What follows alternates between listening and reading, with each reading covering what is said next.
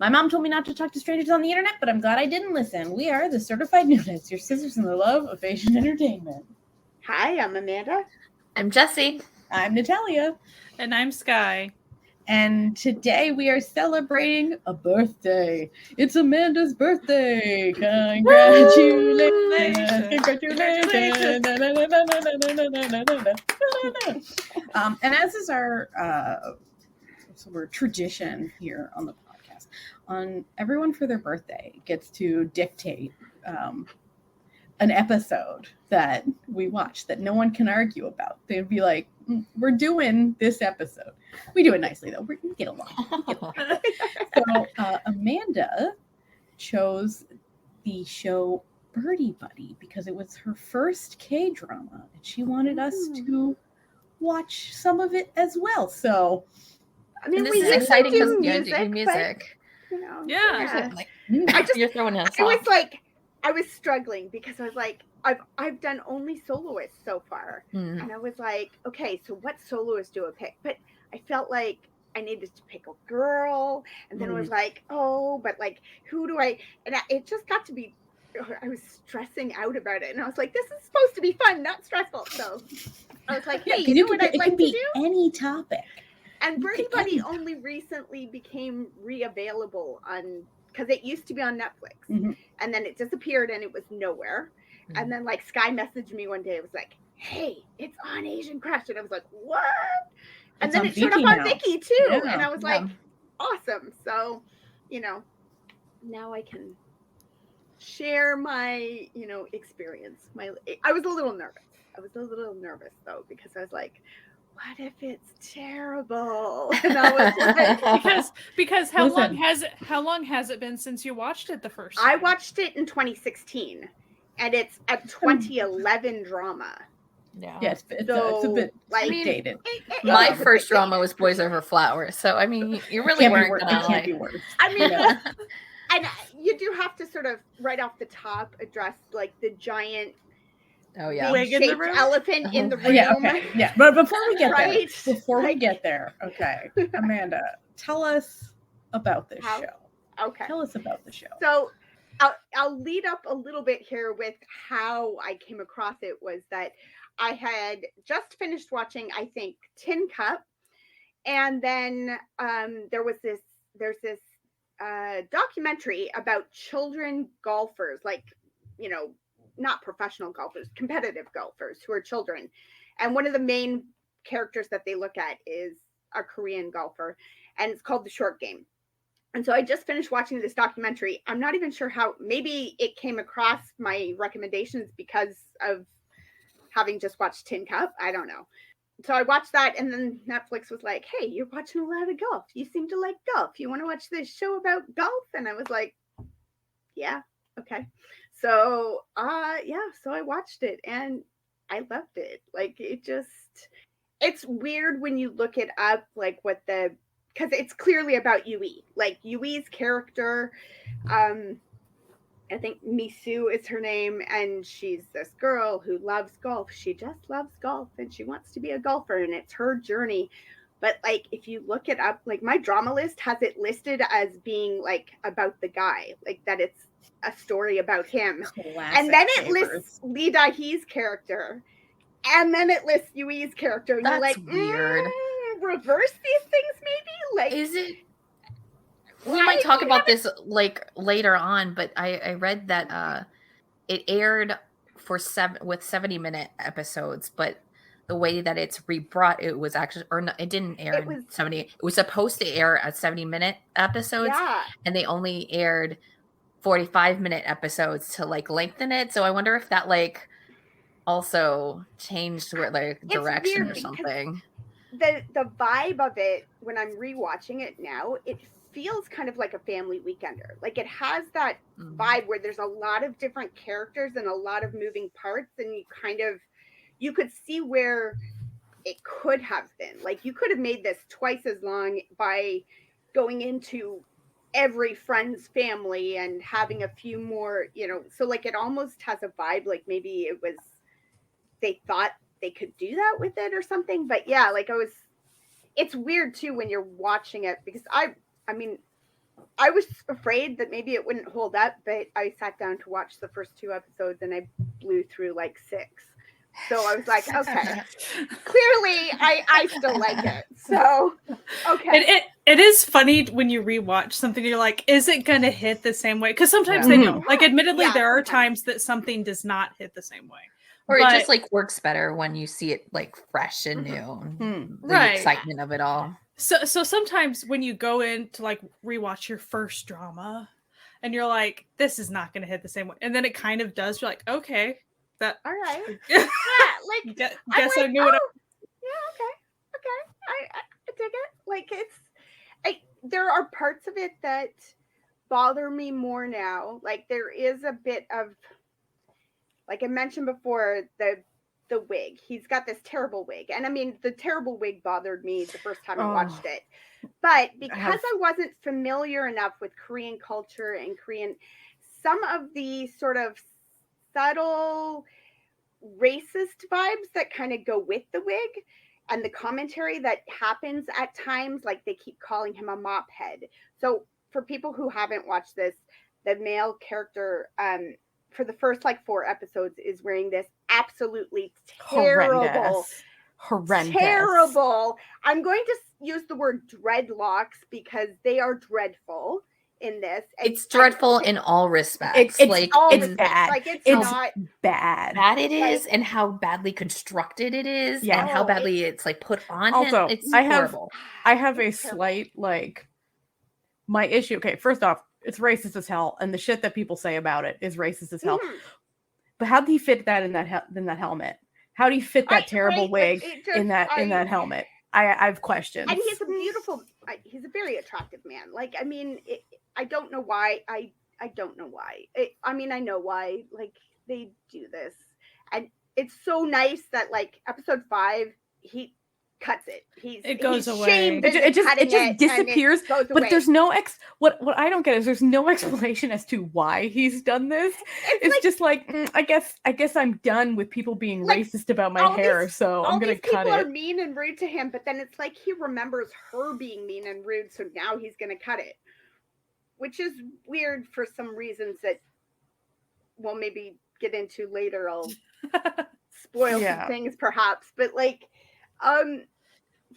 Like it's just terrible. It's a terrible wig. And like at the time, people keep making comments calling him a mop head, which at the time didn't hit me as being as racist as it is, because I was looking at this terrible, terrible hair going, it's terrible. I mean, yeah, like I wasn't really thinking of it in terms of it being like the cultural appropriation aspect of it. I was just looking at it as this like terrible hair, and I was like, okay, yeah, it is. You know, Sky and I were actually having a very like a mop on his head, like it's awful. We were having a very in-depth discussion about this earlier, where I was like, we were like, they could have gone with so many different options to like convey. Big tattoos, a weird hat that he wears all the time, a scraggly beard. They could have gone like the route of Still 17, where he's got like hobo hair and stuff. They could have done all that, and it would have done exactly the same thing without being racist. Incredible. Right. But later on, after the haircut, all of a sudden it is, oh, here's tattoos. Oh, here's hats. I'm like, okay, we eventually got you there. knew hats and tattoos existed as something that would be looked down upon in a conservative society. Interesting. But you had to go with the dreadlocks. Why? Why? Yeah. And they were bad. Like, at least if you're gonna do them, like, make them decent. It was disgusting. It was like, and sadly, Party City has better wigs than this thing. What I wish we could say is, but Korean entertainment has learned since then. But the reality is, let's all be honest. No entertainment has learned since then. So, like when we call out Korean entertainment, we're not pretending like Western entertainment is any better, because it is not. So do better, everyone. Just do better. Exactly. Just a global do better, you know? But it's weird to me to read, like, some of the synopses have his character listed as the main character, and that this is the show about him. he doesn't even show up in the first episode. Like, I mean, he right at the end, he shows up basically. And you're like, this is clearly not about him. This is a show. I mean, it's a show about a girl who wants to play golf. I sort of enjoyed when he showed up though, because like the first time you meet his character, like basically it's her younger brother who's got like a huge fat crush on this dude's motorcycle. And this guy who's like, I think he's like 20 in the show, has no stranger danger whatsoever. He's like, hello, new friend. I like your motorcycle. Let's go for a ride together. I've never met like, you. Hey, I don't know get on you. The back of my motorcycle? He's like, yes, I am. I'm like, this is how you get murdered. This is how you get murdered. How you become on or how you make a new best friend, which apparently is this is how you become a statistic, sir. Like, good God. So we still haven't actually we said like the broad strokes. We love to do this, where we just kind of go on. We get hyper focused. So, what is the plot of this drama? So the plot is Yui's character Misu is a young girl, poor family, becomes obsessed with golf. She watches. I cannot remember her name right now, but she's a real Korean golfer, very famous. She actually retired in 2016, the year that I started watching dramas by watching this. So that was an interesting little twist. But she watches this woman and she's like, this woman is like me and she's amazing and I want to be amazing like that. And then she finds a golf ball and then and she's a very athletic girl. She's strong, she's powerful, but she just hasn't found her thing yet. And then she finds a golf club in the like whatever garage, and her mom's like, oh yeah, I used to caddy and all this stuff. So she's just in love with golf. She wants to golf. Her family helps her get lessons and everything, and she just wants to become a professional golfer because her family has been so poor and they have put so much money into her golfing lessons, and she wants to do this professionally so she can make money and pay back her family. And there's a big golf and country club in town for the rich folk. And I mean, most of you have watched a K-drama. You know how that goes. Poor people, rich people. The rich people are terrible. Poor people with a dream. Although in the very first, the first episode, about half of it is Yui's character when she's like 10. And super cute. Very cute actress. Very cute. And I was really surprised. I was like, wow, some of the things that this drama did not prepare me for a lot of the tropes that happen, because it subverts a lot of the tropes. It just doesn't go down those roads. It shows them and then goes the opposite direction. So like her gets in a big fight with this guy who's like making fun of her because part of the way they pay the fees is her mom works cleaning up the golfing school. So this kid is making fun of her for being the daughter of a janitor, and she kicks the crap out of him. Like, don't make fun of my mom. Bam. And afterwards, the rich mom is like, no, my kid was a jerk. Like, he deserved what he got. And you were like watching it now, I'm like, dang. I always sort of love that because I personally think you are not your job. And also janitors are one of the most important roles in society. And the mom totally says that too, right? Like the poor mom, Misu's mom goes, I am a janitor. You are a janitor's daughter. There's no reason to beat somebody up for saying that because I'm not insulted because that's what I do. Okay. Well, I find that they also did that where with her parents, you thought they were going to go one way and they might still go another way because I've only watched the first 2 episodes, but the way that they set up, you think that they're going to be so against her trying for this golf. Because there's one point where the dad does something weird. It's almost like they kind of hint that the mom used to golf and then something happened and it became a thing in the past and they don't want to bring it up again. And you think that's going to happen and it doesn't. Or you think the mom's going to start to be the normal, K-drama mom where the mom's cool. The mom's hella cool. Hitting the kid and stuff, but then they don't do it. And they just keep on doing that for a lot of it. Well, they don't for her anyway. Yeah. So, I mean, And I find that like they did do that a lot. Like if you look up this drama, it's listed as a romantic sports drama. And there is a romance in it, but only through side characters. The main character's romance is with her sport. Like this is maybe a bit of a spoiler, but like it's not, if you go into this thinking this is a story about a girl who gets golf and the guy and the whole, that's not her story. This is not her journey. Her journey is sports. Like this is a single-minded, single-focused girl. She's looking for a career. And again, there's a lot of tropes in the first couple episodes of like characters who accidentally hold hands or wake up next to each other, or things like that don't wind up together in the end. And you're like, oh, you mean like these normal things that happen to everyone on a daily basis that don't immediately lead to marriage? Again, incredible. As a first K-drama, it really did not prepare me, because then I would watch other dramas and it would be okay, so the second lead still has a chance, and it's like, no, don't you know they woke up in bed together? Obviously, this is the end game. And I was like, well, not obvious to me. Listen, we roast Boys Over Flowers a lot. But I will say this about Boys Over Flowers: it did prepare you. Yes, it does. It does prepare everything you're going to. It was the heightened for everything you'll ever see. It was like the next step of insane about it. So that's true. And like there's a whole thing with her brother.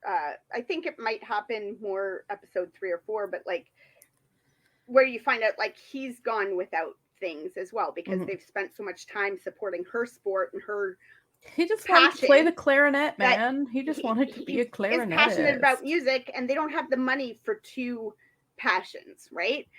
And so you think he's going to be a real turd about it all, but he's not. Like his thing is just like, if I couldn't have my thing, then at least you have to push through on your thing. Like, make my sacrifice worth something here, or else we just both didn't get what we want. So, like, that's also another thing that they did. Another thing they're diverting it. Like, you thought that something would happen with the brother in terms of it, because there's even one point where you see they consciously set up a scene where you see the mom and her younger version of herself being super happy, like the mom's super happy that she's gotten into golf and stuff, and they pan out to the brother sitting alone in the darker room. So they actually like make you believe that it's going to go somewhere, and then it doesn't again. Yeah, it's kind of wild to me rewatching it now that it hits all those notes and then takes them in different directions, and I kind of dig that about it. Like, it's nice.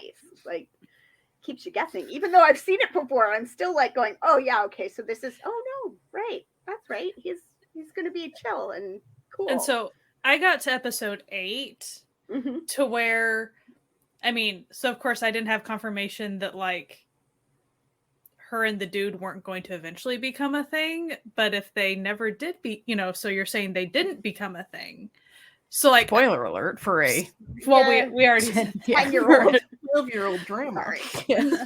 But like, so as far as episode 8, it felt like it wasn't, to where there were scenes that were like the main character would walk in on the side characters having a moment in various times, and if you went with the full trope with that, usually it'd be character sees it, gets jealous, goes further, it would go further, but it would just divert it. She would see it and she'd be like, huh, and then she would kind of just get out of this scene. Might be me like reading too much into it. Is it purposely like to mimic like, no, it wouldn't be like playing golf or something. I was just thinking if it was like that was like the purposeful setup of how they like had like rhythmically into the show, that they like set it up kind of like golf is played or something like that. Oh, but where it's I don't like turn and turn or something. I don't know. I don't think so, but like I don't know much about golf, so well, I know. Well then, I've played mini golf. I'm so bad at mini golf. Oh, Oh, I'm not good at gosh. mini golf. I've played mini golf. My enjoyment and my skill are not on par. My mini golf balls typically end up on the other court, like the other course thing. Listen, Like, I yeah. operate under a slow and steady wins the race. Like, it doesn't matter how many you're You're just over having par, fun. so It's long as okay. you're having a good time. And I'm pretty sure I probably belong on the driving range, not really the putt. Like, I And probably just need to- hitting the ball, just like staying put. Yeah. One of the interesting part, like I really like the opening part. This is one of the ones that I remember is that, like, again, does not quite prepare you. She's got these super tight friends that, you know, that's pretty normal K-drama stuff. But like to have like 10-year-olds who go, okay, well, you need $100 a month for lessons. So what we're gonna do is we're gonna go out into the woods and like we're gonna hunt for mushrooms because you can sell the mushrooms for $150. So then you'll have the $100 you need, and then we'll split the rest of the money on like snacks. And you're like, no, there's 3 of you. It should be $50 a piece, right? But no, their friends are just like, no, we got to support our girl. Like, and you're like, wow, these are some really, really cool 10-year-olds. Like, good job, kids. Well, and I like how you saw the little versions, and then so you see those are still her best friends later on. And I mean, Yuna is the best friend. Like, it's kind of funny because she's like so low down on the list and she's not considered really a main character. And you're like, of all these actors and actresses, she's kind of the one that is like a star now. Like, well, Louise there's is also somewhat, what's his but, face? Park Sung-woon is in it too. And it's very support role. Yeah. Like all of the adult characters are like major stars. Yeah, that's true too. Like, there's a lot of people in it. You're like, you keep seeing people. Oh, there's that guy, and there's this person, and like, there's a lot of people in this that apparently it was originally slated for NBC. It was going to be on NBC in December of 2010, and then NBC was like, "No, we don't have a slot for it," and they took it to TVN. And TVN was like, we have a huge slot for it, so let's recut it so it's like 24 episodes instead of 20. Okay. And I just checked because I was like, where? I can't remember everything. The fact that I couldn't remember Secret Garden, her being in Secret Garden as the best friend too, because I was like, there was that same era. I knew that same era I saw her as a best friend character. Yeah. And I was like, 2010. So the year before, she was in Secret Garden playing Ah Young as the best friend in Secret. So I was like, yeah. So she was in best friend mode, but then she was also in The Greatest Love in 2011 as a main role as well. So good for her. Yeah. So she started her skyrocket there, which is pretty awesome. And it's fun. It's kind of fun when you watch the older dramas to see some of these big name stars in the smaller roles and doing the goofy stuff that they maybe don't do now. Yeah, and Ida He, seeing her do her stuff. Yeah. Fun. And I like that, I like that these 2 girls are rivals, but they're literally rivals over this sport. Like, it's a sports rivalry, and it's kind of like just a sports rivalry. Yeah, it's healthy. It's a justified one. Yeah. It's like you kind of actually need it, or you're not going to be able to perform well in competition. Yeah. And there's no cattiness. There's no. Like, Ida He's character is very like, yeah, if you keep playing like this, it's not going to work for you. Or like, you got to do this. And it kind of comes across snarky, but at the same time, if you just hear the words, it's supportive. It is, hey, it's more straightforward. You are good. You could be at my level if you would get it under control, kid. Like, and that's what you want to see, right? Like, that's a good sports rivalry. I like it. I like I like when a sports rivalry is, I like that you are that good because it pushes me to be even better, right? Like, that's what I want to see in a sports rivalry. Not a, like, I'm going to, kneecap you so you can't play anymore kind of rivalry, because that's not fun. There's a place for that as well. I appreciate that the lead didn't end up being like all romantical and stuff. However, I would think that a GL version of Birdie Buddy would have also been fun. Or even if it was even if it was the secondary character, like maybe having a crush and then it's still not being like, even if it was just like unspoken, never really. I think that would have been nice. Yeah. No, for sure. But it's also nice that it wasn't that. It was a healthy rivalry, you know, a friendly rivalry essentially. It's good. You could see it going both ways and working. Yeah. So I'm not saying it had to be like that. It just would be fun if there was a version of that. You know, that's the basic setup of it. I mean, it's not like she goes into a big competition to get onto the pro league, like in the first couple episodes, like episode 2 or 3. And again, this is episode 2 or 3. She doesn't make it. It's not like, this is not the journey of like, and finally she makes it and so now here's all the like how hard it is to be in the pro league story.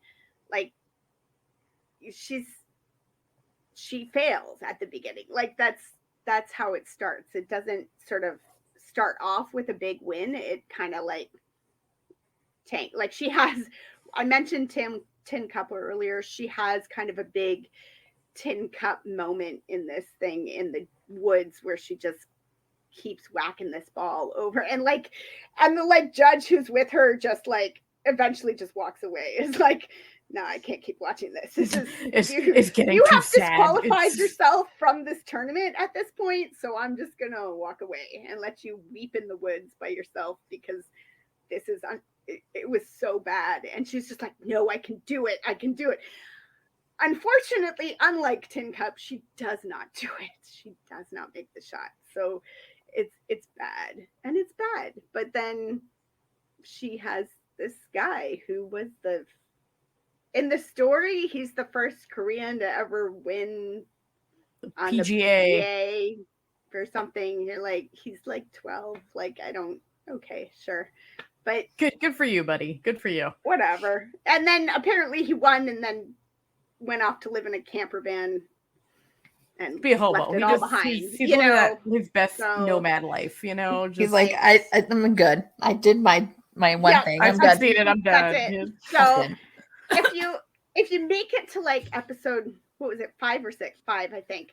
There's a whole big background training montage of him. Backstory of like raised in him an and the orphanage, white dude in the woods.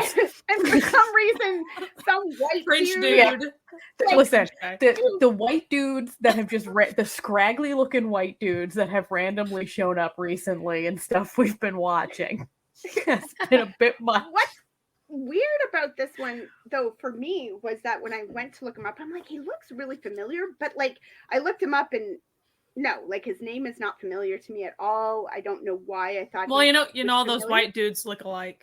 Yeah. It's true. You know what? But listen, he is Korean. Like he's not ethnically Korean, but he was born in Korea. Like interesting. South Korean. He's interesting because I wouldn't have guessed based on his.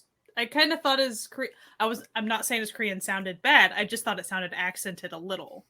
Which, well, I mean, maybe it might have been right? intentional, Like, though. He could have they could have been hamming it up. Like, you know, I don't know. But, like, it was, I remember that being a really big thing for me when I first watched this drama, too. That it was like, not knowing that about they the took white that dudes. trope of the, like, trope. you know, the, like, it was very much a trope of the, you know, the Asian sensei who teaches you karate. But they were like, listen, what is? But they were like, no, we're taking a white dude. They're like, what is the whitest sport we can think of?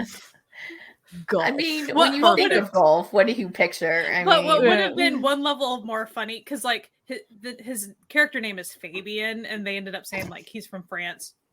But it would have been funny if they made him Scottish. That would have that would have been me up. Hilarious. True. Like Patty Nally or something. Before I forget though, the PGA champion coach dude, there's a moment that him and Idahi's character are sitting like watching the fire at his camper van situation.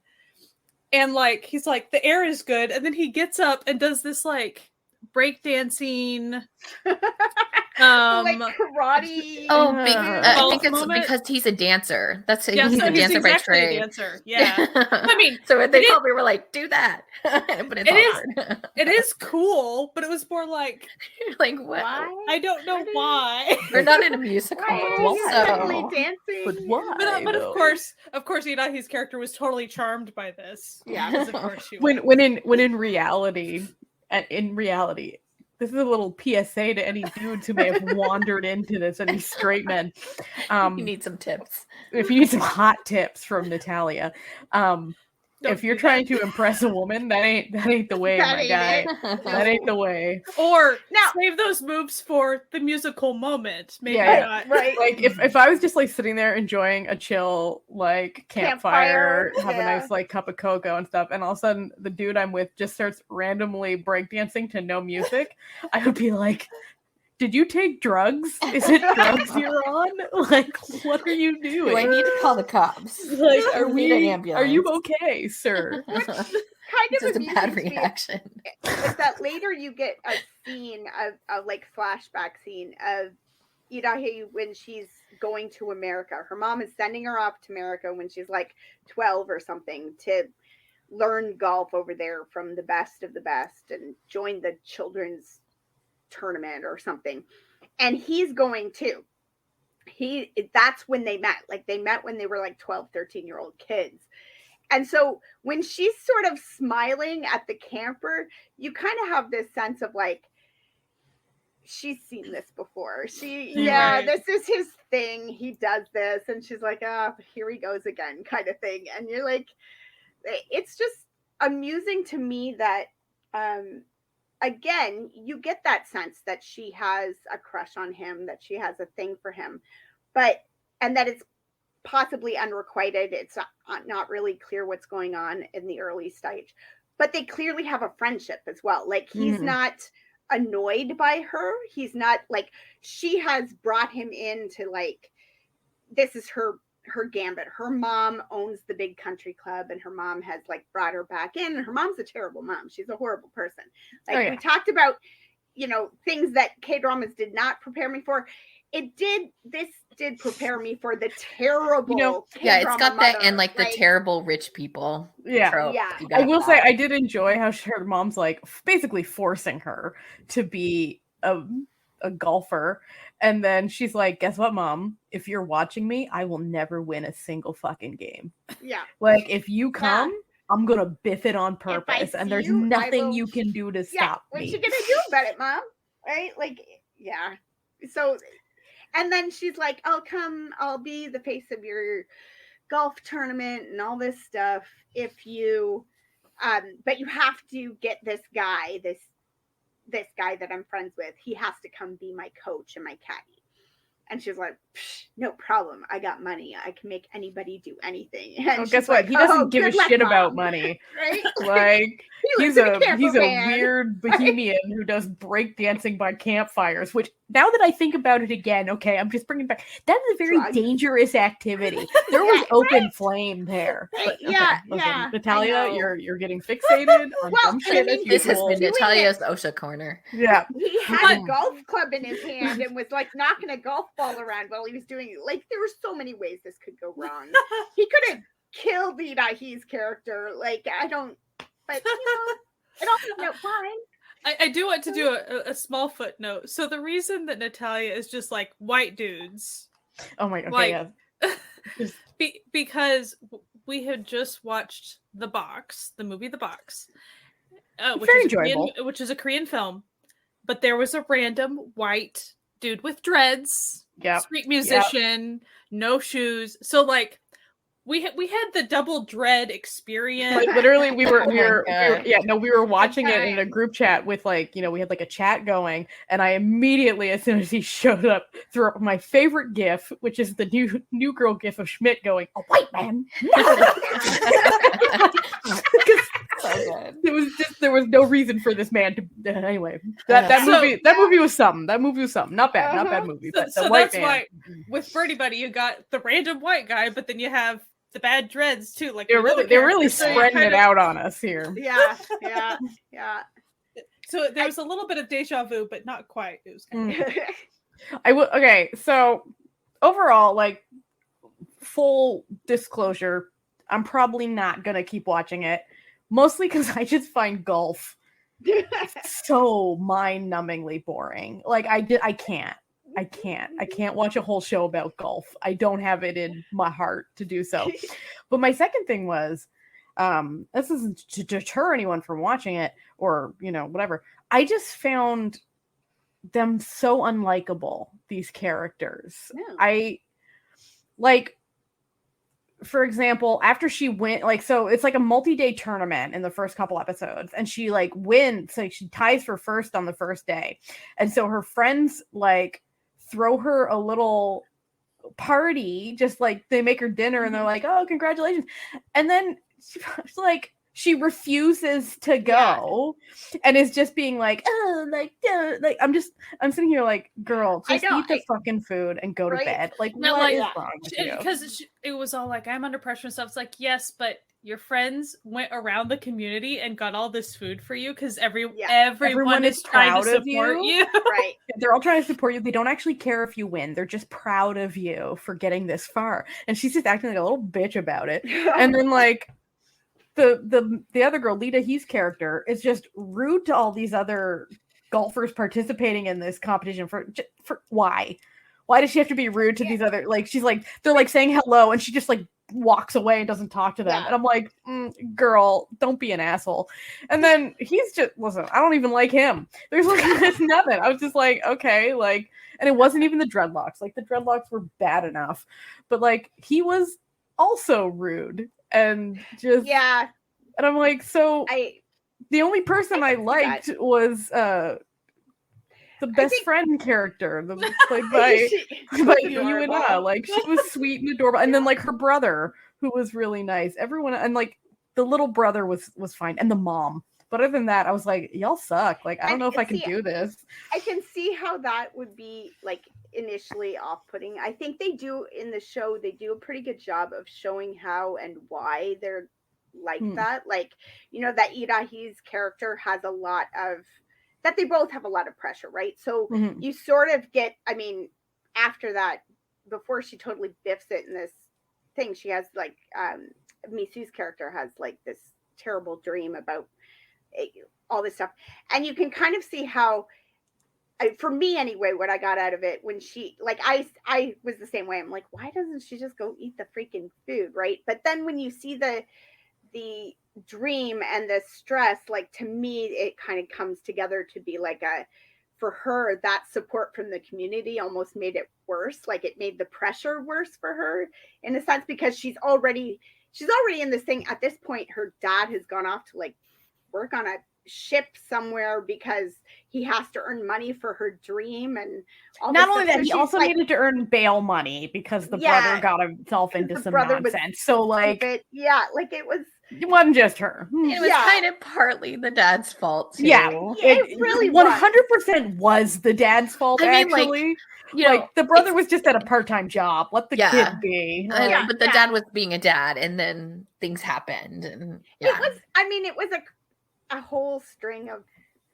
stuff that happened, and you see how the dad feels bad about it, so he's like, I have a way I can fix at least part of this, so I'm going to do it, which is stressful for mom, and stressful, the fact that he goes off and does it on his own without discussing it.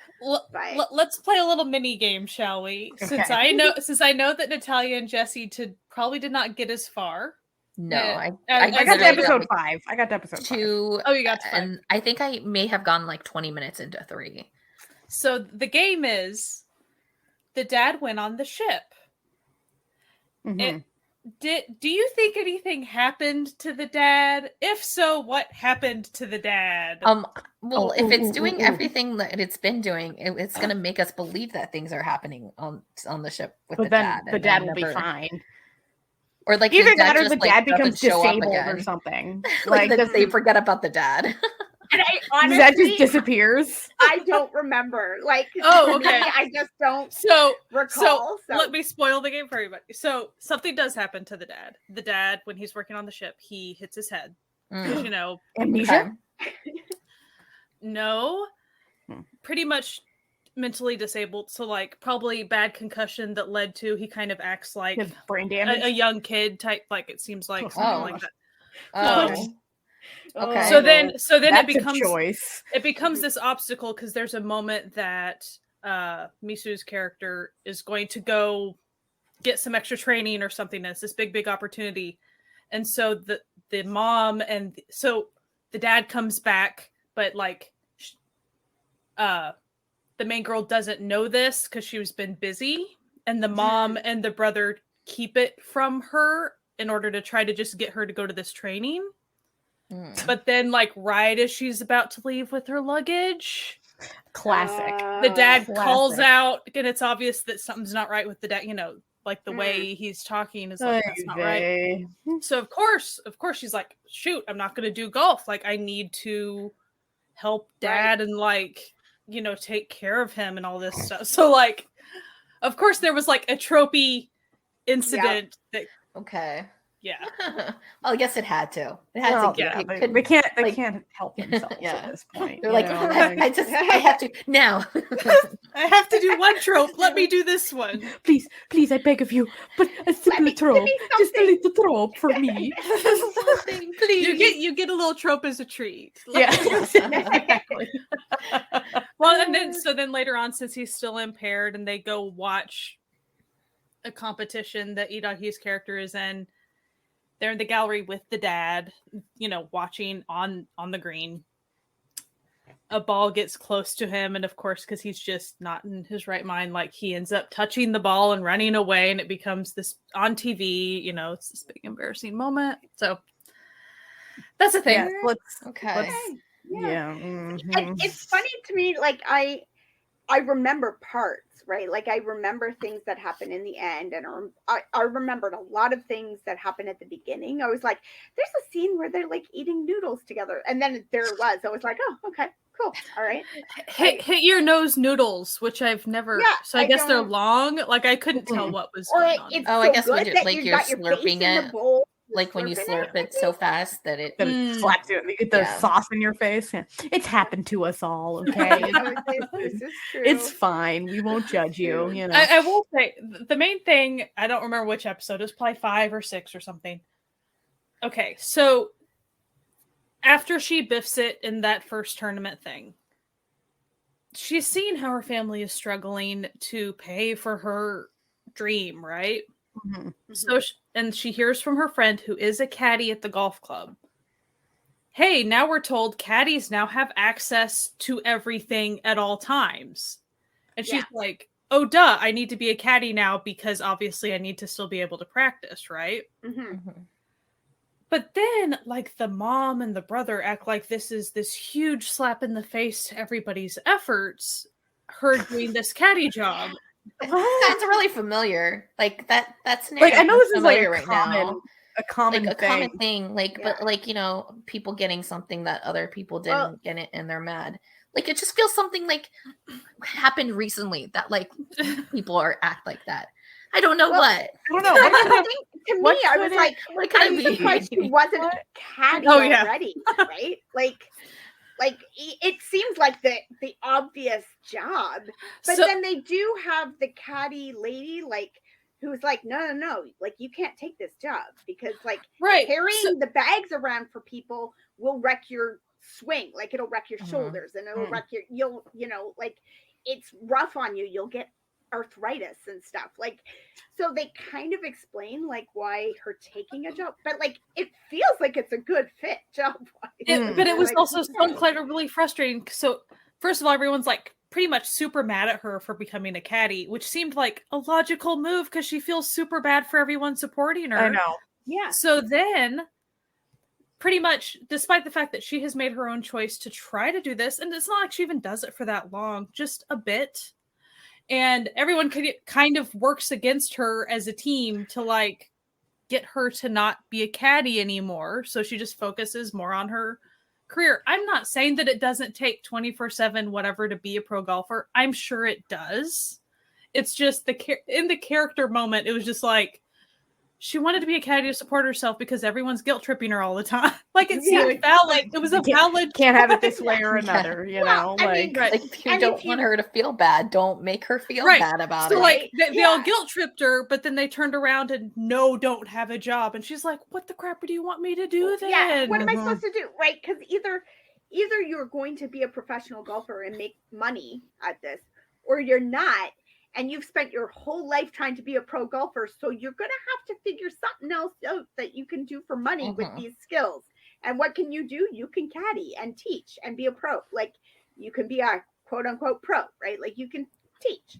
So, like, it was an incredibly frustrating episode. I had a lot of issues with that episode. Yeah, I can definitely see it. Like, I will say, when I looked at it again and realized it was 24 episodes, I was like, how and why? Like, why? Yeah, I mean, I've never watched a regular K-drama that was 20 episodes long and thought, yes, this needed 20 episodes. It could not have been told in 16.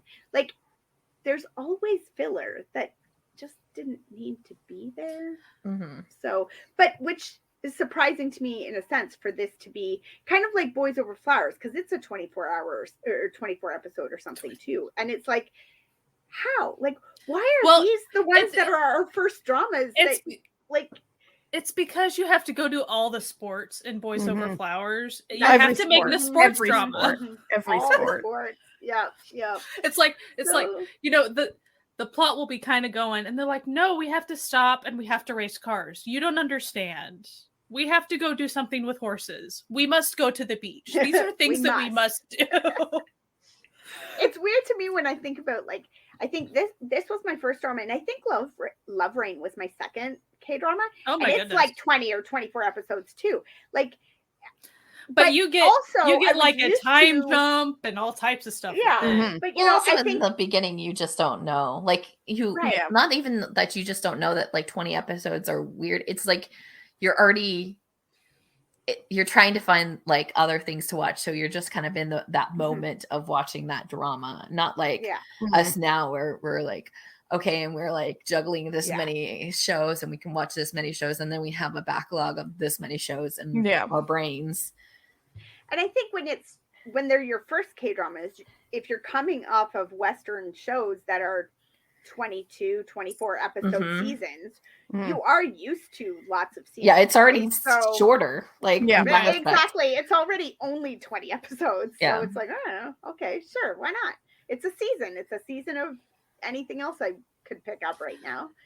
That is something to kind of miss about those early drama days, like back when, to be so singularly focused, like this is the one show I'm watching. Well, also, that is all. This is the one out of only 3 places I can find some dramas. Yeah. They only have a couple of simplified things. It really did. It did. It's true. We didn't now know it's it like then. Here's 72 different streaming sites that you could watch a drama on. Pick one, and the one you want is probably not on any of them. So good luck. May the odds be ever in your favor. It be like that. It just be like that sometimes, you know. It's funny because I feel like I've almost in some ways come full circle. Like I started on Netflix, and then somebody was like, Netflix, like, hey, Vicky. And I was like, oh, okay, cool. And then somebody else was like, Drama Fever. And I was like, oh, okay. And now I'm like back to pretty much just watching stuff on Netflix because like they have lots and I can download them and like it's just easier, that is the I will another little aside, downloading. iQIYI's download policy, very generous. Is it? You can download as much as you want for as long as you want. Because I just went into my iQIYI downloads when I was at the trailer this weekend and realized I still had like Manner of Death or something. No, they don't delete it. It was just still there. I was like, and you can pick what like quality you want. So if you want to put a lot of stuff, you can put it all at 340p. So it's like a little less quality, but you can fit more on your device and stuff. Or you can go all the way up to like HDR quality. Like Yeah. Yeah. I hated that with like Vicky used to have that you could choose your quality, but then they had a thing where it was like once you were paying as a customer, like once you paid for your subscription, you had to have HD quality. I know. You And I'm like, but what if anymore? It's no, like which what listen, if I have think, crappy streaming? yeah, think of poor Natalia at her mother's house desperately wanting to watch something.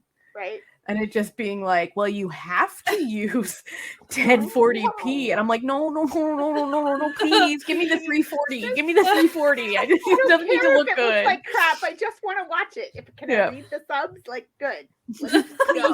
Please. But yeah, no, so listen, iChi's coming for that. iChi's coming for. I think I saw the Coco one now does it too, but I didn't look into it. I feel like I saw it in the Natalia's like, let me just look at her.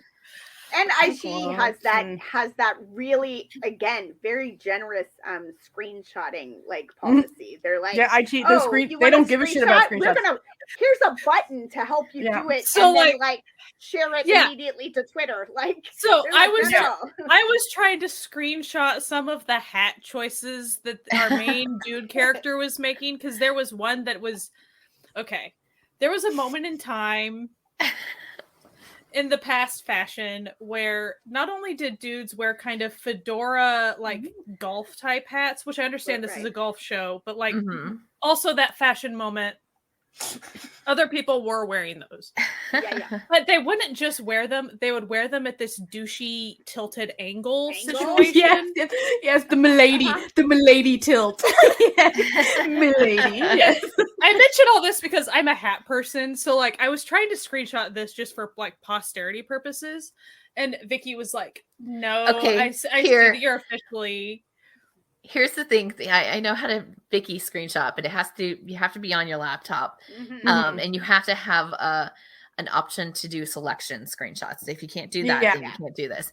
And so also, what you do is you literally like wait for like everything to go off the screen and then do the selections screenshot, which on Mac it's like Command-Shift-4, and then you can then quickly get the screenshot because it will freeze to what it will freeze everything, so it won't show up all the like words and stuff. Sometimes it doesn't work. You have to like do it a couple times, but like that's the thing.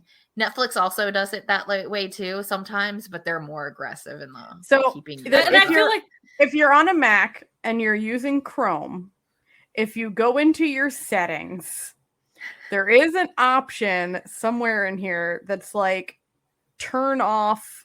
So it says under in your settings under system, it says use hardware acceleration when available. Turn that off.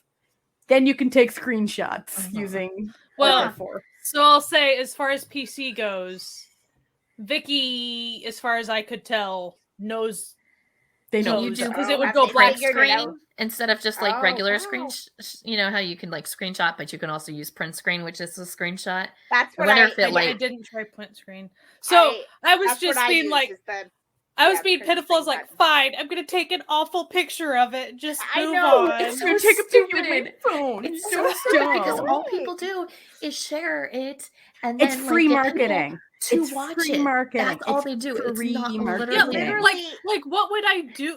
What would I do with that? That would be adverse to anyone. Like I get they're trying to like stop people from like taking their subs, but people can still take their subs by watching what's on the screen and typing it. Like, it really like it takes a little bit more, but like people are fast at typing, and then like most of the time, like if you see stuff outside of areas, it's literally ripped from TV. It's not ripped from anything that you're getting from Vicky.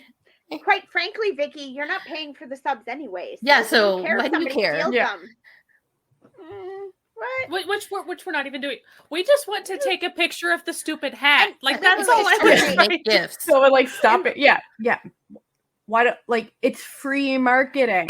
I don't understand why. I like that we're doing this on Amanda's birthday. So us like complaining about screenshots and Vicky. I mean, it's a year long. I started watching this summer because of people's screenshots of them. Yes, the tweets all the time. They were tweeting about them, and I was like, all right, maybe I'm gonna check out this attorney. A All right, maybe screenshot. I'm gonna check out Fairy and Double. Like, Yeah, a This is, screenshot is you know- why I started watching Love Like the Galaxy, because I was like, damn, that looks so pretty. Like, Right? and then it's No. like now like one of my favorite shows of the year. So like, listen, so give the people what they ICE want. Seriously. knows what they're doing when they say, "Oh, You know- you want a screenshot? Here, let me make it easy Yeah, for you." on your iPad, you just Please do. you just press the regular the screenshot buttons. It's like, here you go, Like- my friend, take it. Oh, For a you want treat. You get to have for the treat? Oh, you want to just not watch the opening and ending credits ever? You just click this little button. You can turn that right off for the whole show. Don't worry about it. Like, iQIYI, your interface is. I have one. Okay, I have one complaint about iQIYI's interface. When I click onto a show, I don't want it to immediately start playing. I want to read the synopsis first. yes. Right. Yeah. But it just immediately starts playing. So that's my iQIYI. That's like the, Fix that, and you'd the be Netflix perfect. issue too. Like Where just they'll automatically play a preview, and like you'll be like, "Oh, geez, I wasn't." or prepared for sometimes like when I'm trying to just read through the episodes of something, it's like, no, I'm gonna start playing the episode now. It's like, no. Mhm. Not yet. I don't think I really even want to watch this. I just want to read about it. Yeah, And that yeah. also like it's like if you have someone who like shares your profile, Mhm. if you didn't know that they had been watching it, then it will start to play at that part that they are watching, and it could be in the middle of the episode that you Yeah. were like going to. Yeah. You're like, Yeah. wait, what? Perché? Perché? No. So Birdie Buddy. Yes, bring it back. Bring it back.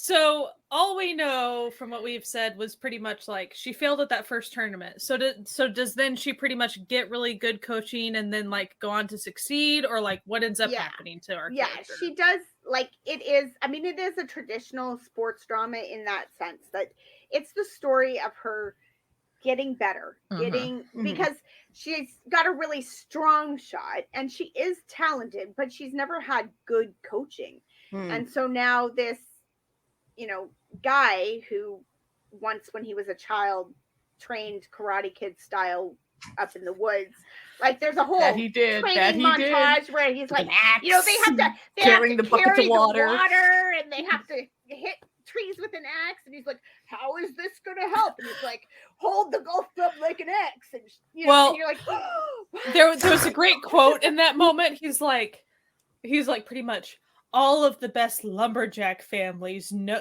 they know how to really train golfers. I'm like, this Do is they? not common knowledge. Do they?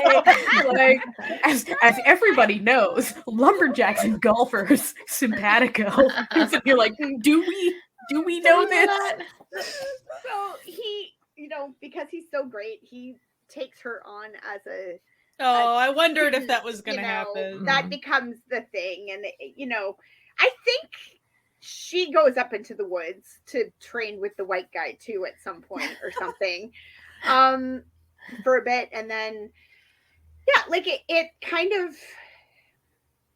kind of grows, and like she and Idahi's character have a competitive thing where they're on this tour together, like competing against each other, but it's that like frenemy kind of rivalry that happens. Like it's that good sports rivalry where it's like, okay, I'm going to keep trying to kick your butt, and okay, well, I'm going to keep kicking right back, like, but not nasty. Enemies like too. it's Respected colleagues. exactly. And you kind of they kind of become a trio, the three of them, where because he's coaching the other girl as well, and she's kind of like, no, you're supposed to just be my coach, and he's like, okay, but I'm taking her on too, so you can fire me if you want, or like Also, and split the time. you Like- could tell pretty much a main reason that he wanted to take her on was like he wanted to somehow fulfill the white guy's like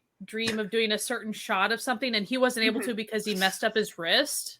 okay, And he Yeah. pretty much was like, but I see that like I really think this kid could, so that's why I'm wanting to take her on, so he can fulfill the white guy's dream of the Yeah. Fabian shot. I'm like, I hate it. I okay. hate it.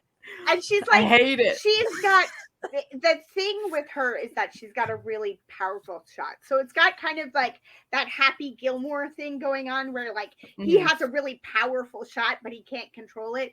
And she's sort of similar. She's got a really powerful shot. She's very strong. It's a running gag that she keeps on breaking like windows. Yeah. Like constantly. And, like, I and mean, it gets when embedded she's in a chalkboard. Yeah, like when she's a kid, she is like, she is up in the woods to search for these mushrooms, and it's dark, and she falls off a cliff, but she's holding on to her golf club because she takes it with her everywhere, and it's like caught in a tree branch, and she's holding on to this golf club for dear life, and she hangs onto this golf club for like 2 hours until somebody comes and pulls her in and saves her. She Like, has she's she strong. has the upper body strength of the little girl from Carter. Yeah, exactly. Yes. Yeah.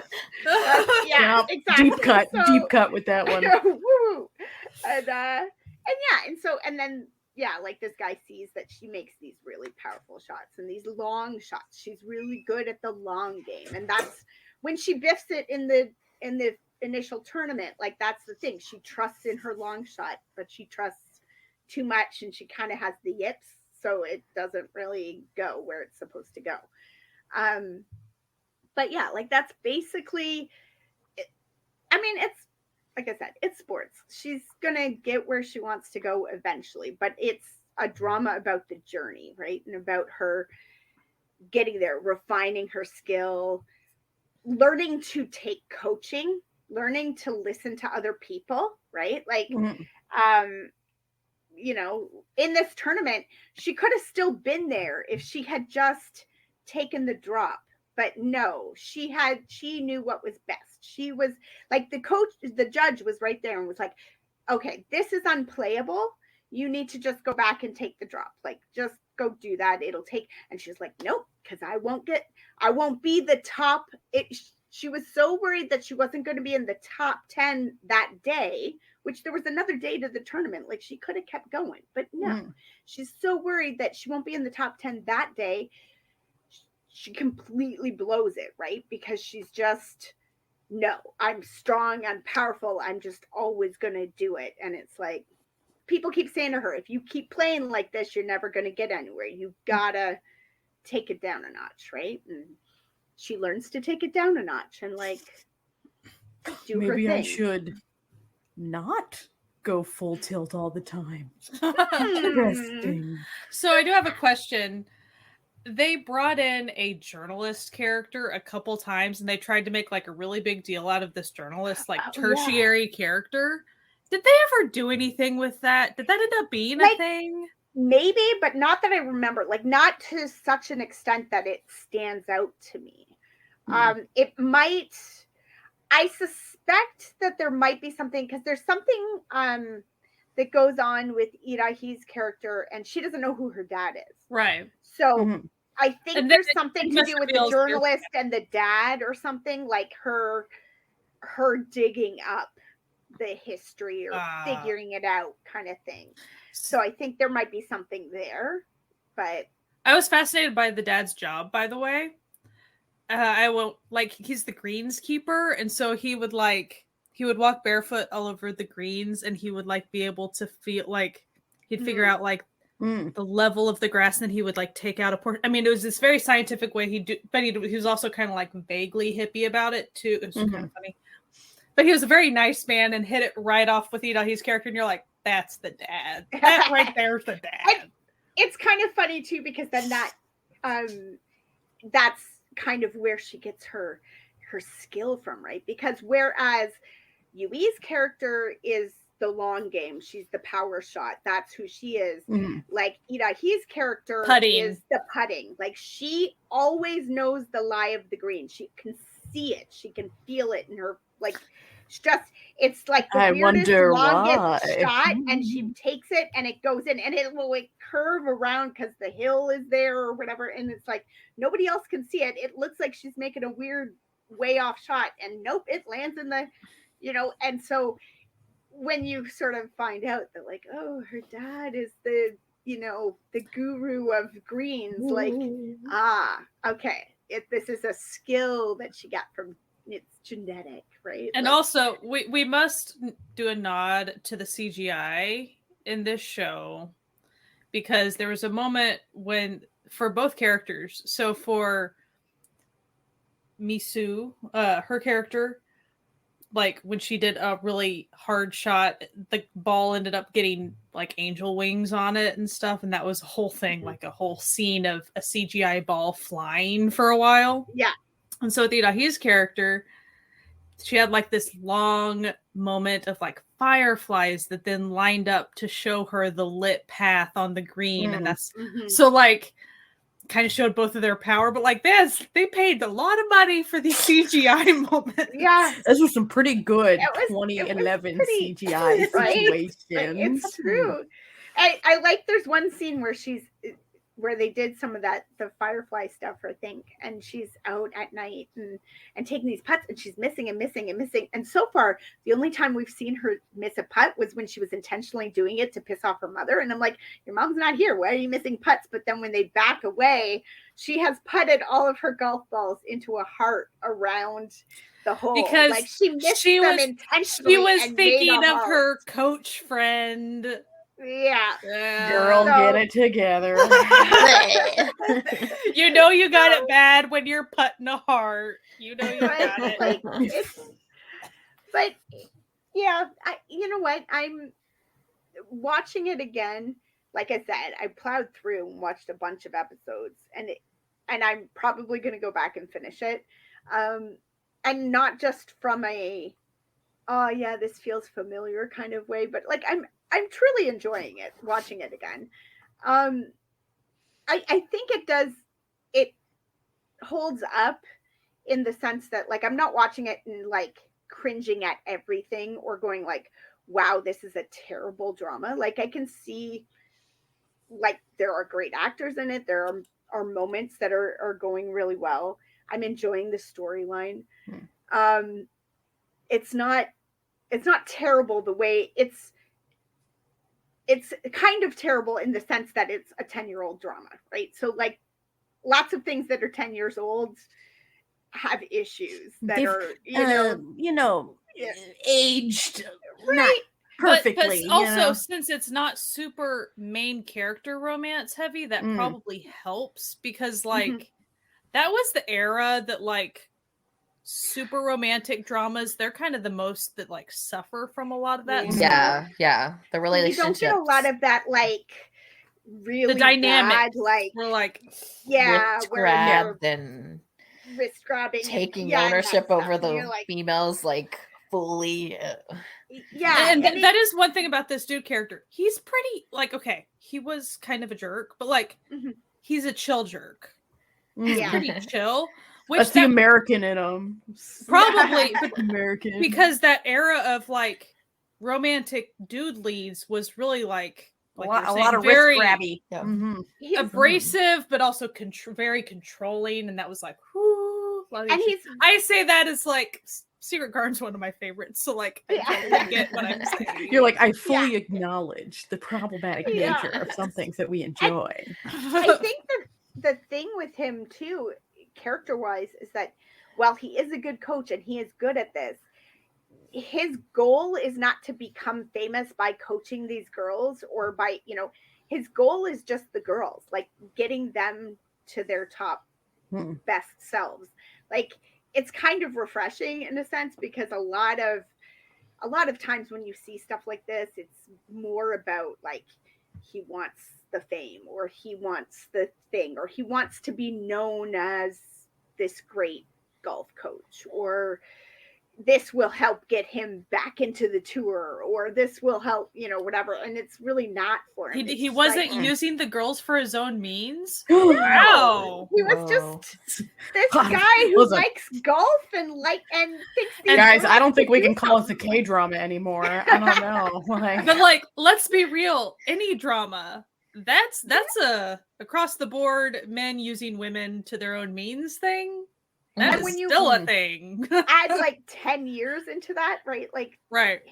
it's so much more. Like I think that's one of the things for me that where I would say it holds up is that for it being 10 years old, some of the things that they're not doing in it 10 years ago, you're like, oh, okay, cool. Oh, That's interesting. nice. Interesting. Nice to not see that. I mean, which is kind of the same thing with Coffee Prince, right? There's things in Coffee Prince, which is also an older drama, that you never see in K-dramas now, where you're like, where did that level of like autonomy and stuff go? Like, what happened to you in the last 10 years, K-drama land? Like, so yeah, I mean, is it going to be for everybody? Obviously not. No drama is for everybody. Yeah. If you're into sports dramas, you probably get a kick out of it.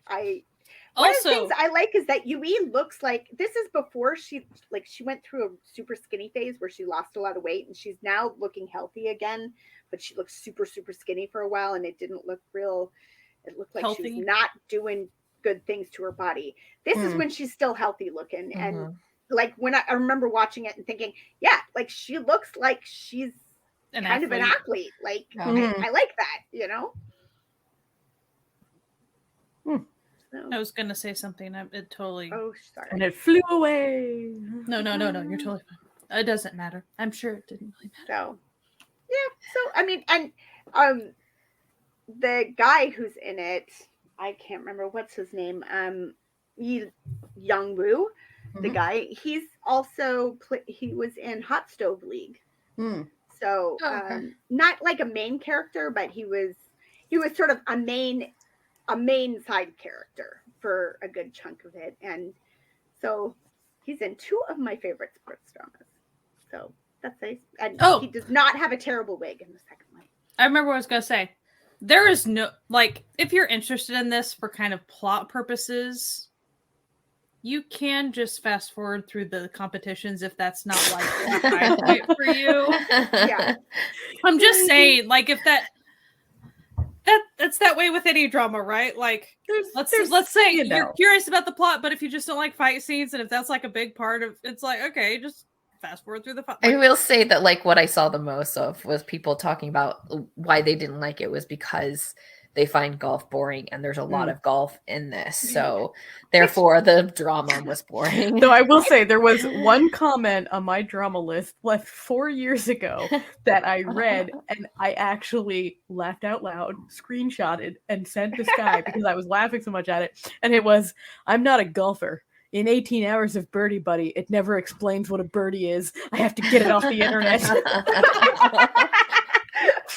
Like, you know what? That's fair. That's fair. I mean, sure. They could have had a line. I watched enough golf and enough I'm not huge into it, but yeah, when they were in the first tournament, you know, talking about birdies and how she wants a birdie and she has to get a bird, you know. Yeah, they never explain any of it. That is true. No, they really don't. It is true. Which I guess in some ways could be considered a bonus, because sometimes that's annoying when you're watching a sports drama or any drama and they like really explain stuff to you and you're like, yeah, I get it. Like I was reading a book where it was about movie sets and stuff, and they kept explaining things that you're like, yeah, I know what IMDb is. Like, I don't need that explanation. I know what food services is. But like big long explanations, and you're like, I got it. I can Google if I don't. Like, I'm good, right? Like, so sometimes it's nice if it's not overly detailed on those things. But I guess maybe the Birdie Buddy is that like in that first tournament, she and Lee Dae-hee push each other and they get basically like birdies on like every hole or something, because they could have had a moment where an announcer goes, blah, blah, Birdie Buddy, and someone explained. Yeah. They could have. It's true. It's true. Like, they could. For anyone listening who doesn't know what a birdie is, it's when you get 1 under par on a golf hole. Now you know. And par, in case you don't know, is like they decide what pretty much the recommended amount of strokes or average. What the ideal amount of hits of the ball. A bogey is when you get 1 over par, and I think an eagle is when you get 2 under par. And a hole in one, in case you didn't know, is when you get it in one shot. Incredible. That's the only one that really, like, You know, People got. that's the one that everyone knows. It's You know, fairly obvious. Yeah. I suddenly remembered a scene. Okay, so I have to share this, proving that like it's doing the whole like poor versus rich thing so often. So despite the fact that he was an orphan and stuff, the friend coach person, he's been around affluent people for a long time at this point, and it's obvious because he's trying to go and convince Misu to like be under his tutelage or whatever, but he's like the cool guy, quote unquote, so he of course doesn't like be direct about it enough. So she's sitting there practicing and late at night, and so there's a bucket of golf balls, and they're all obvious reject golf balls from the golf course. And he's all making all these, so he goes over and he's like, you know, since if a golf ball gets wet, it loses some of its elasticity, so it won't go like 10 meters, you know, a little bit as far and all this stuff. And she's like, I don't care. We don't have money to buy me more balls. Like, yeah.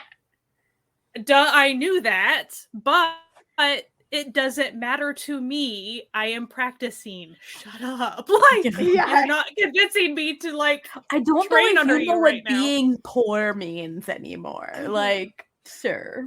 They do kind of do a good job of showing that in the sense too with her character and with, you know, his character, that like they probably are at a very similar skill level, but one has had the best trainers and the best things and been allowed to just pursue her sport with all of the best things, and the other one has had to take the scraps.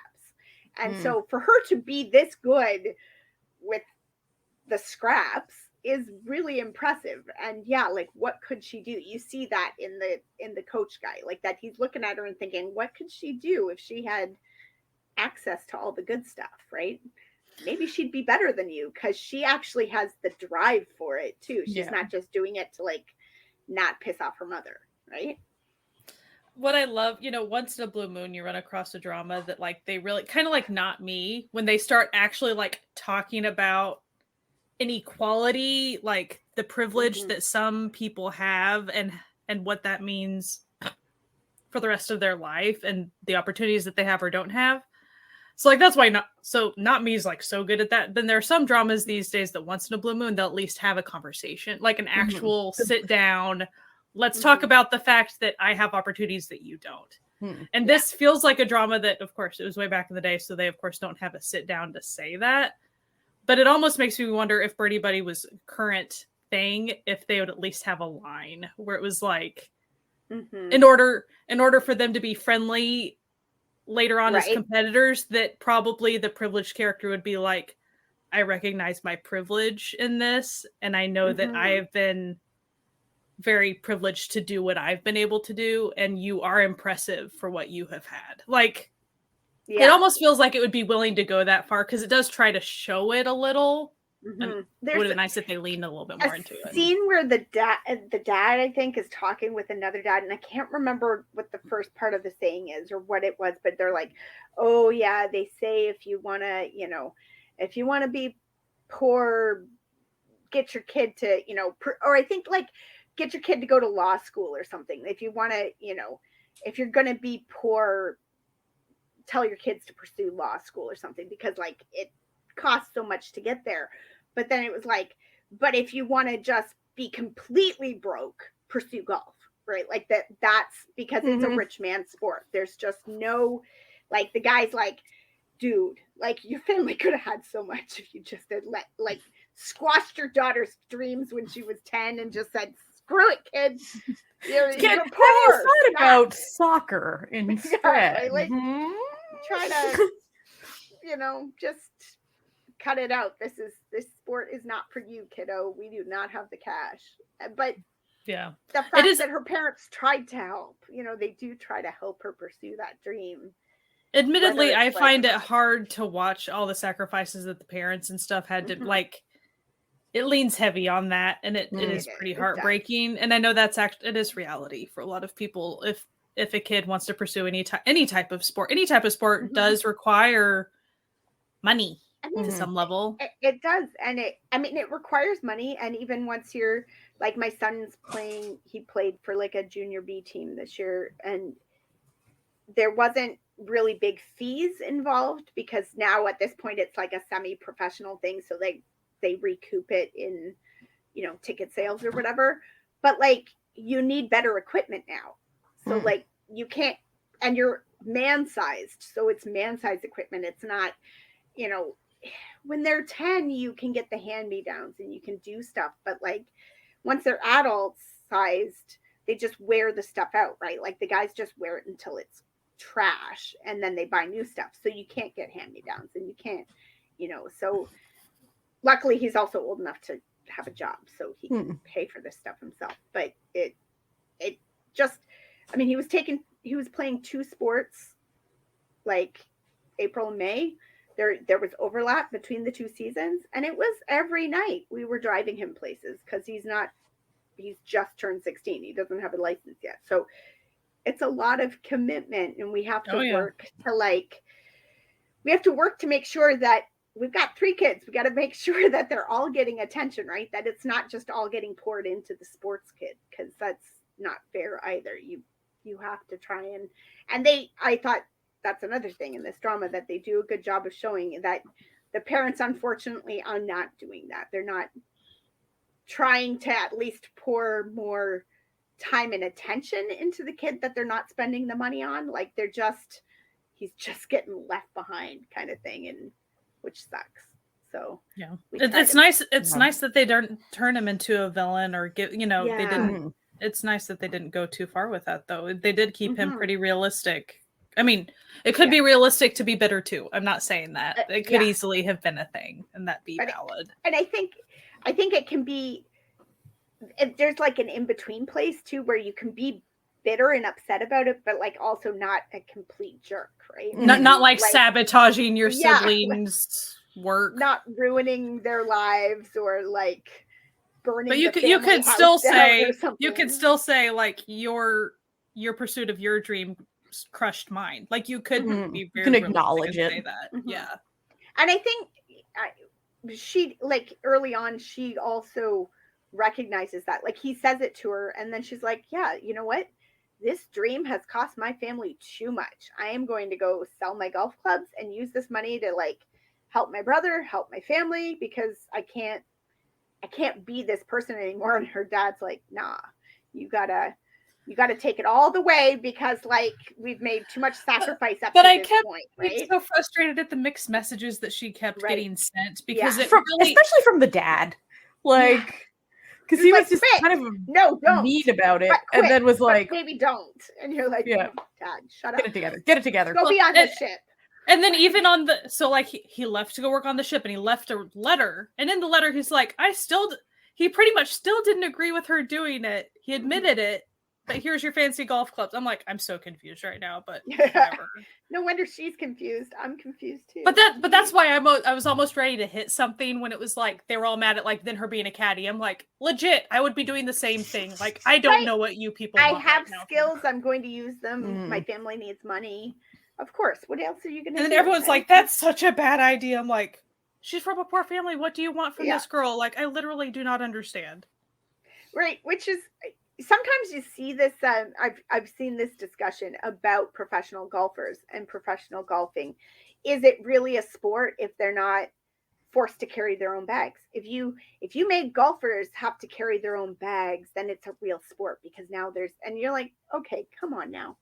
Just, it's different, right? Like, it's a different kind of sport. It doesn't mean that there's not a sport involved in the accuracy of it. But I also see where people are saying, well, no, like, you get to have somebody who carries the bag. Because if you had to carry the bag on your shoulder for the whole game, you would be tired, and by the end, you'd be making crappy shots, right? Like, okay, fine. You could use that argument for so many things, and it becomes this really strange and not even just sports. So it can start music. So you start getting into the oh, everyone needs to be self-composed. They can't just have performers. An opera See, singer I must always- also be the composer. Yeah, that's what I'm always like. So Like, opera all this singers, stuff. Right? Like this. Should they be This is not composing a their own thing. stuff too? Right? Like you hear that about Or like the people who singers, just but want to make we don't- music and not sing music. Like, right? Yeah, like a person in a Not- symphony is very talented, and they have or to like work there so are people hard. who just want to write songs. They don't actually want to perform them. Mhm. yeah, right. That's a thing. That's a real thing that people Yeah. do. Well, like, or actors or writers, or to say, oh, well, you're not a real actor if you didn't also write the screenplay and direct the movie. Like, no, And it's all like that's not how it works. nobody who says that like created the thing, so they have no bearing. It's stupid, Right. petty So- and stupid. I and just- it's always Sorry, the you're most jealous. untalented, Yeah. absolute scrubs. Because You're like, because thank you you for could use like that same- acknowledging my greatness, but you could use the same you know. logic even for like basketball. Okay, yeah, you just need the ball supposedly, but guess what? In order for these players to be, they're not carrying their weights around all the time that they used in order to. Right, they have to carry Yeah. I mean, Do we want to really football, play this game? there's like 50 They people should on the also, like, sidelines sweep who are the, coaching like, staff. stadium. Like football players are not getting where they're getting by themselves. Yeah. Like there's a whole thing going on. So, and it's like you said, it's never people who are like really good golfers who just missed the top shot who are like, well, but it's because you didn't carry your bag and I carried my bag all the way. Like, no, you didn't. You didn't even leave your recliner today. Like, just stop it, right? Like, it's people who can't play golf to begin with who have these conversations. And you're like, it's also, shall we say how ableist this is as well? Yes. Like, do we all of a Yes. sudden not want to use golf carts? Does everyone have to now walk X amount of miles just to commit the thing because they are the people with essentially the largest court that they have to perform on? I say this all as someone who doesn't care a lick about golf, but like, right? Yeah, people shouldn't be having these opinions if they're not within it themselves. Mhm. Yeah. I did. That is one thing that I really liked that I had forgotten about. But in the first time that she meets the guy who teaches her how to play golf as a child, and he explains about golf and how it's the biggest sports court with the smallest ball yeah. and the tiniest goal post. And you're like, yeah, I never thought of it that way. Like, I don't know why, but like, I've never really thought of it that way. You just think of it as being a completely different thing. And he's like, no, it's a sport. And here it I've is. always You're like, I've always wondered about, this is the one thing I've wondered about golf, like the people that stand and watch it, like the live audience that stands at the Right? green to You watch could not these pay things. me. I also think about like, do they all have golf carts? Like, I think about how awkward it is probably for that crowd to move from point A to point B. don't Like, I move. think about that. when know. you get a ticket for a hole, like when you buy a ticket and you have a ticket for the 8th hole, Could not and pay you- me any amount of and money that's to where do you that go. for a day. You stand at the 8th hole. So you, at that tournament, you see how everybody hits the 8th hole. I or mean, hits people the do 18th, kind of or hits like, the, you know how like people will do like things before football games and tailgate and stuff. People kind of do that with golf as well. So like you'll have like a lot of like food and mingling and stuff like that in that area. But yeah, you're there for the long haul. Yeah. Like, I don't understand that about, like, for instance, car racing, the track that's just right there, and how you're only on one end, and so like a lot happens and you can't even see half of it. Like that, I don't really understand all that, but that's because I was raised watching football live, like at the stadium, and you pretty much could see everything like right in front of you. So it was pretty simple. Yeah. All my sisters played sports, but we weren't a sports watching family. Yeah. I sing the national anthem at sports things. It's like That's then about I came around and I was like, absolutely not. I do not wish to play sports. Yeah. I wish to be fat and read some theater books. kid. No, Thank you. Yeah, I would like to join the band. No, my sport is improv. my middle son, like I said, like he plays a lot of sports. This past year, he played like 5 different sports. He loves sports, like, but just in general, he likes to be active, and so he'll try all the sports. He'll try whatever. So this past year, he played volleyball at school. He did wrestling at school. He played rugby at school. He played lacrosse. He played hockey, and then he played rugby this summer as well. And he's good at all of it. He's not exceptional at any of it. He's just plays well enough, right? And he has fun, and okay, cool. But like people will be like, "Oh, you're a sports guy. What teams do you follow?" And it's like, none. I don't watch sports. I just play them. Like I want to be active, right? So he spends a ton of time in his down hours watching YouTube videos and stuff. And like, cool, man, do you? But he likes to watch like people go through Minecraft worlds or whatever. Like same. Buddy, like that's your right. But it's weird because people are like, "Yeah, you're a sports guy, so you must have." And he's like, "I don't know anybody on that." Yeah, team. Like, yeah. You must have a favorite. You must follow right? this. You must follow. He must have it. He doesn't even have a favorite sport, right? Like he plays everything. He's like, whatever. Right now, rugby is his favorite sport because that's the season that just ended. Like I played soccer for fun in college, and I even played like on a co-ed team that was pretty competitive stuff. And I just did it for fun. I hadn't even played it before, and so it was always funny when people would start talking about like, "Oh, you must watch soccer games." It's like, no, I just started wanting to kick a ball around and have fun. Yeah, that's all I wanted to do. That's all I've ever wanted. No, and I mean, when I got into roller derby, I started watching roller derby, and I still really enjoy watching roller derby games. But I don't really have a favorite team. I don't follow anybody. If there's a game that's on that's streaming somewhere that I can watch it, then I will. If there's games that are local or something, like, pre-pandemic, I was able to go to Montreal for the World Champions, and it was great. At least you have that memory now. Yeah. There hasn't, been a World Championship since then, so but like I like watching that sport, but again, I only played it for like a year, and then I was like, this is not for me. I love the sport, and I became a ref because I didn't enjoy the actual playing of the game. I wasn't that good at it, and I wasn't enjoying it. Like some people are not good at it, but they're still having fun. I wasn't really having fun. I just had anxiety. But once I started reffing, I skated more, I played more, I understood the game better. I had a lot more friends and enjoyed it. Just generally speaking, I enjoyed the whole culture more. But I will still watch.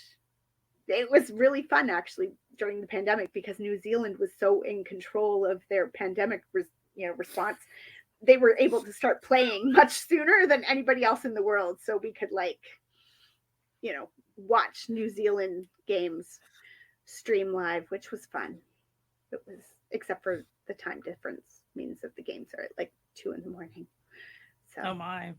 But yeah, so don't do it often. But that first game, and they weren't even planning to stream it, and they wound up like they made like a Twitch channel and had somebody with like a phone like sitting side of the track because everybody in the world was like, we need roller derby again, and they were like, we'll see what we can do. Like, so but yeah, like I am not a sporty person. I do not play a lot of sports. I have never played a lot of sports. I was a dancer when I was little. Like that was my thing. I was a ballerina. So, sports, but for some reason, sports dramas, sports movies. So does Birdie Buddy get 2 thumbs up as long as you have the wig caveat, or like would you recommend this to a lot of people? I mean, you know what? I would recommend it to people who are into sports stuff. If you're into sort of stronger female leads for something, because it is pretty female heavy cast, which is nice to see. Like there's a lot of that going on. If you're not into older dramas, if you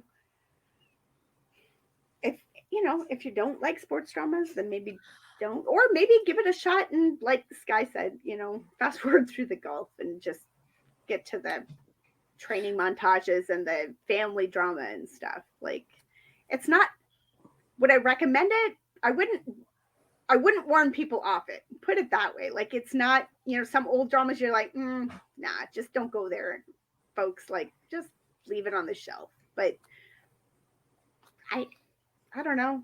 Caveat of the wig. Oh, the wig. I'm enjoying watching the rest of it. Like I said, I went in to watch the first 2 and came out 6 episodes later. Like, yeah, I'm enjoying watching this again. So it's holding up for me. Put it that way. There is a very unique feeling of when you're revisiting a drama that you haven't in a long time and you have really fond memories of it. You almost prepare yourself for a huge letdown when it is an older drama like this, because you're like, was I possibly just completely oblivious to a lot of things that would now be glaringly awful? And at least it's nice to be like, oh, it's not as bad as I had prepared myself again. Right. Yeah, like I was kind of prepared for a lot of, maybe there was a lot of misogyny that I missed, right? Or that I wasn't really, and there's not really, especially when it's a sports drama about women in sports, because you expect to see that, but because it's so centrally female focused, it never becomes really a thing where it's like the male golfers are like, girls can't be golfers.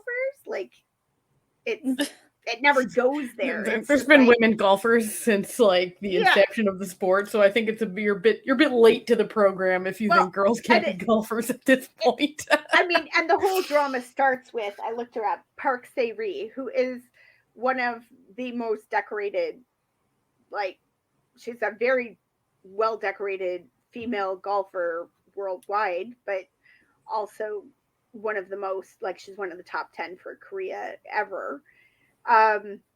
She was clearly very famous and very popular at the time of this coming out. Like, people, you kind of get the opinion that she, maybe not like Tiger Woods level, but like she would be a face and a name that people kind of knew, especially people who grew up in a golf and country club town, right? Like, it would be a name you recognized. So, and it's just cute to see, like, when she's a little girl, call her like Savory Uni, and like she's like, oh, she's so like in love with this, like. So the really cute moment was like, she was intrigued watching her, but then she saw Savory like take off her socks and shoes in order to stand in like a pond in order to hit a ball and stuff like that, and her tan line on her ankle was the exact same as the main character. And so the main character was like,